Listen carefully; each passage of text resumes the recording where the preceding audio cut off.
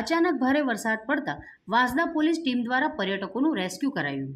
નવસારી જિલ્લાના વાંસદા તાલુકાના મહારાષ્ટ્ર તરફના સરહદી જંગલ વિસ્તારમાં આવેલ વાંગણ ગામના પ્રસિદ્ધ આંકડા ધોધ જોવા માટે રોજ હજારોની સંખ્યામાં સહેલાણીઓ આવે છે।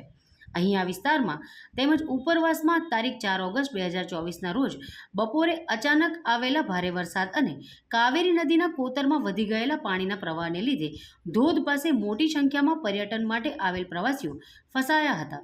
ધોધ વિસ્તારમાં ફસાયેલા અંદાજે 100 જેટલા લોકો, 4 4 વ્હીલર, 120 જેટલી 2 વ્હીલ વાહનો સહિત 1 થી 2 વર્ષના નાના બાળકો અને 70 થી 75 વર્ષના સિનિયર સિટીઝન સહિત સુરત અને આજુબાજુના વિસ્તારના અંદાજે 1200 જેટલા સહેલાણીઓને વાંસદા પોલીસના સિનિયર પીએસઆઈ જેવી ચાવડાએ સ્થળ ઉપર હાજર રહી વાંસદા પોલીસ ટીમને વરસતા ભારે વરસાદ વચ્ચે જીવનના જોખમે સતત 4 કલાક સુધી હેમખેમ રેસ્ક્યુ ઓપરેશન હાથ ધર્યું હતું।